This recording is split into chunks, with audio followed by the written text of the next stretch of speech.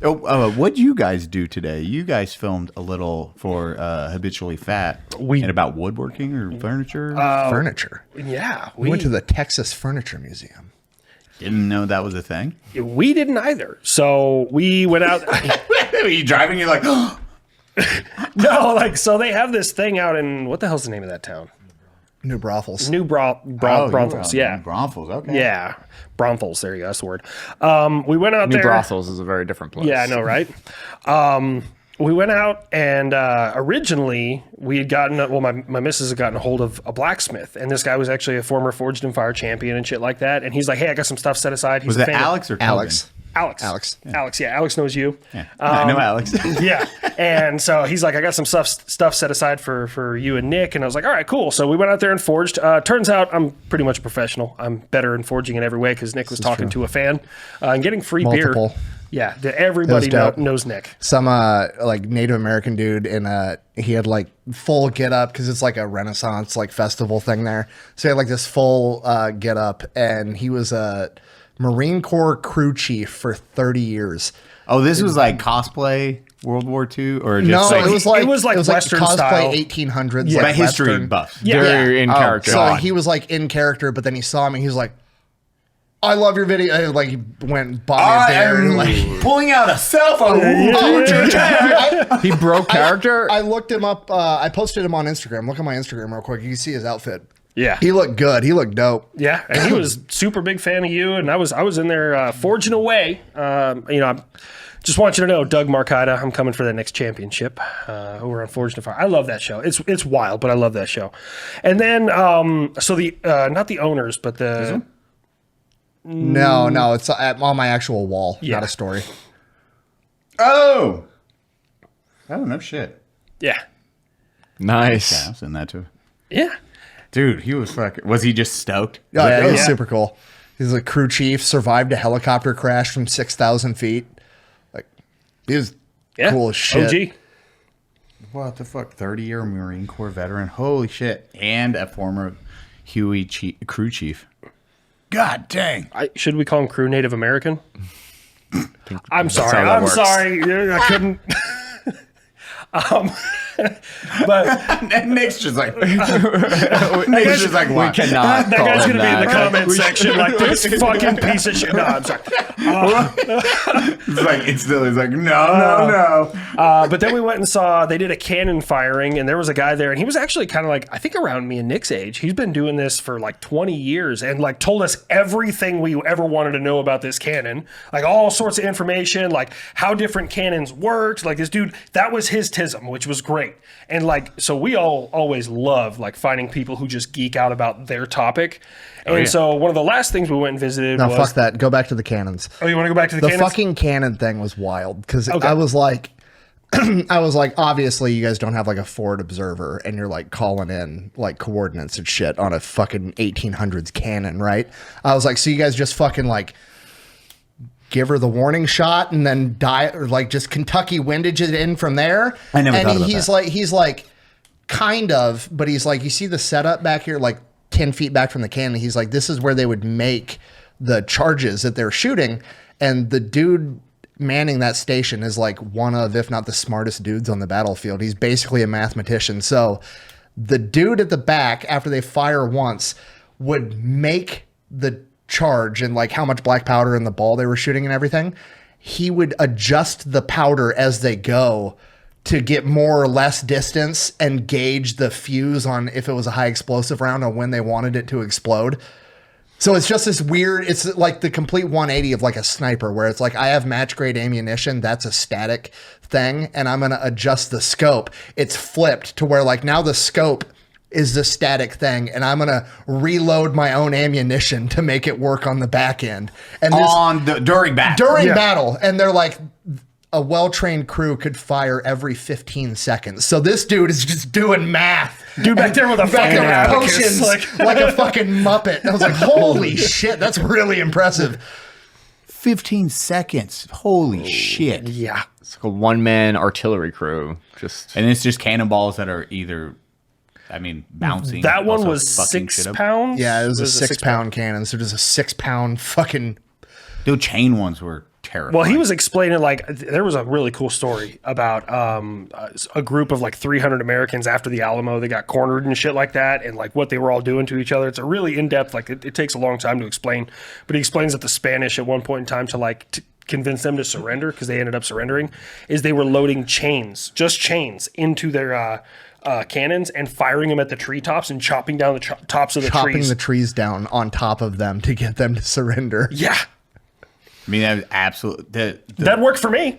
when they had the balls, like your back to back end is chain linked, and you get to see that start rotating through the air, and it's just that chain starts cutting shit apart and absolutely decimating shit. It's fucking wild. Terrifying also thinking about on the battlefield, especially what line formation did you do? You got in a fucking line and just like, fire!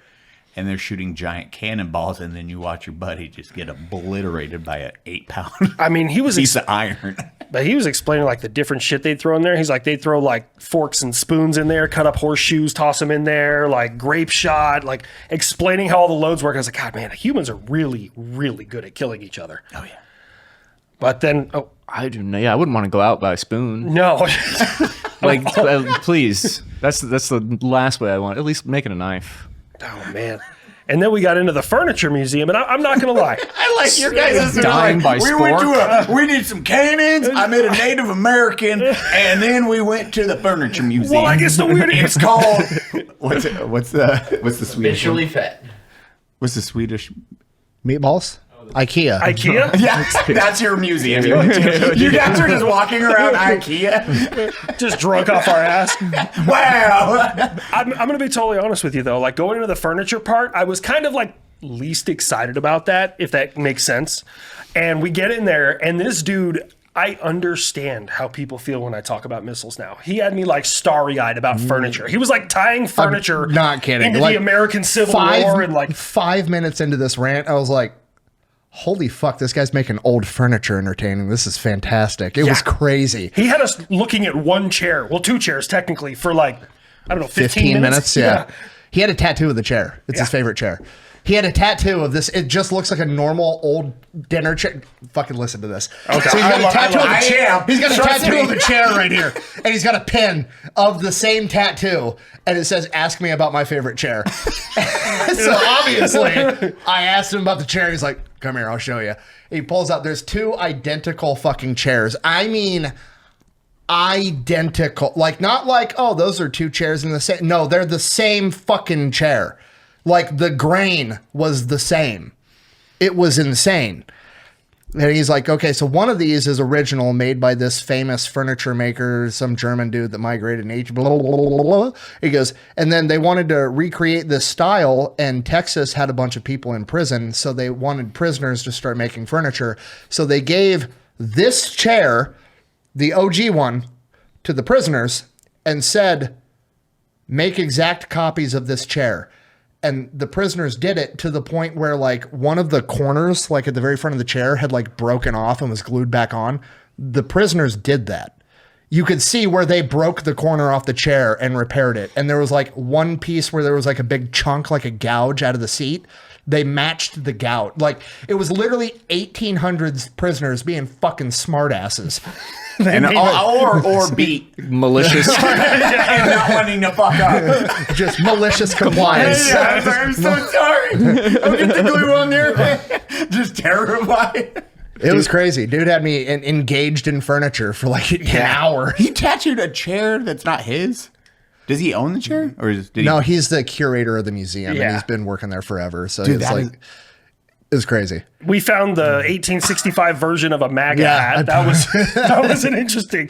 So there's a stitch on the back of a chair that he explains, and it's called the Lincoln stitch. So if you were a Confederate and you had a Lincoln stitch, or if you were in Confederate states and had a chair with a Lincoln stitch, people when they walked in immediately knew which side you were on.